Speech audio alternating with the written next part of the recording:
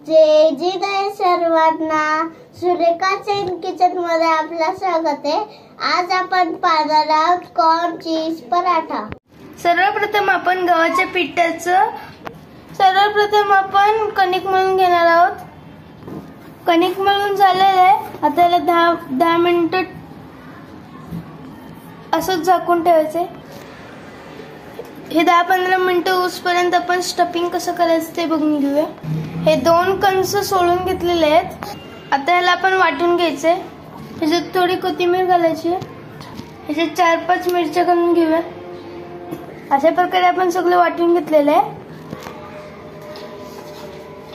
आता फक्त एक कणीस वाटून घ्यायचंय। हे करून झालेलं आहे। आता आपण फोडणी देऊया। एका पातेल्यात थोडं तेल घेतलेलं आहे। एका कढईत थोडं तेल घेतलेलं आहे। ह्याच्यात थोडंसं हिंग, थोडीशी मोहरी, थोडंसं तेल, थोडीशी जिरी, थोडीशी हळद। हे फोडणीत आपण हे मिश्रण घालून घेऊया। ह्याला व्यवस्थित मिक्स करून घेऊया। ह्याला परतून घेऊया। ह्याच्यात थोडं मीठ घालून घेऊया, थोडंसं साखर।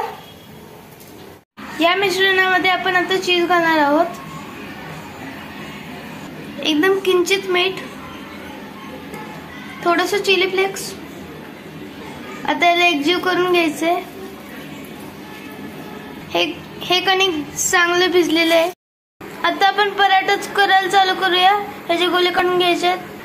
जसं आपण पुरणपोळीमध्ये पुरण भरतो तसंच हे सारण पण ह्याच्यात भरून घ्यायचंय। ह्याच्यात ते सारण भरून घेऊया, लाटून घेऊया। आता याला लाटून घेऊया। ह्याला अबदार हाताने लाटून घेऊया। आता याला तव्यावर टाकून घेऊया। ह्याला मंद आचेवर खरपूस भाजून घ्यायचंय। आता या साईडला तेल लावून घेऊया आणि पलटून घेऊया। दुसऱ्या साईडला पण तेल लावायचंय। असं दोन्ही साईडने भाजून घ्यायचंय। हे झालेलं आहे। आता याला काढून घेऊया। अशा प्रकारे सगळे करून घेऊया।